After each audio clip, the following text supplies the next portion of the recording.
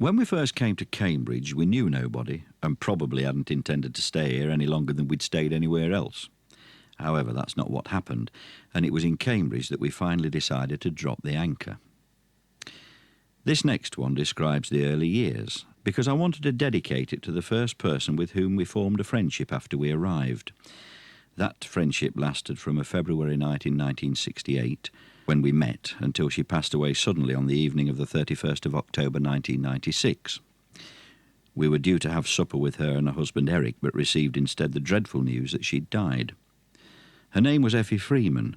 She was our closest friend and our dearest, and this monologue was, she always said, the best of them all.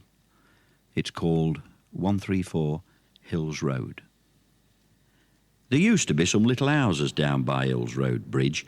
On the left there were, as into town you came. There were nothing very special, no hot water and no bath, but then most railway houses were the same. The rents were cheap, the roofs were sound, the walls were 2 foot thick. They'd little walled-in yards around the back. That's where the tin bath hung and where the privy could be found, and where you kept the logs and coal and slack. And there it was to where we came in 1967, the missus, me, and both the youngsters too.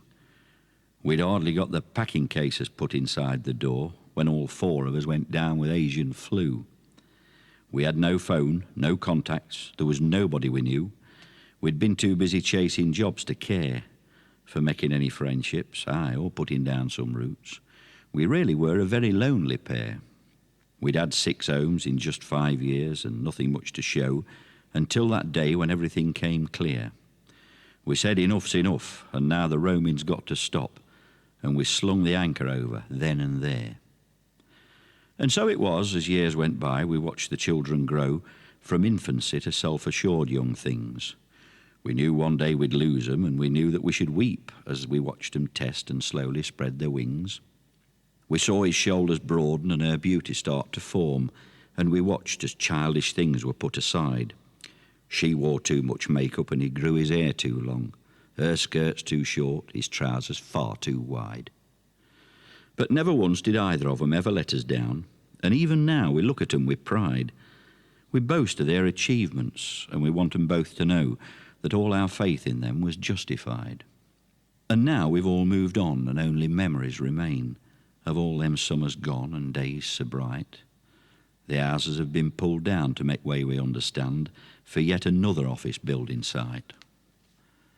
So if as dusk approaches and the office lights are dimmed and the sound of children's laughter's heard outside, it'll be them ragamuffins playing on them heaps of coal, and you'll hear the missus yell, "Come on inside," and get them filthy clothes off, it's a bath and time for bed. And in they'd come, and well, that's how it went. And now another generation's come and took their place. It's true, you know, your kids are only lent.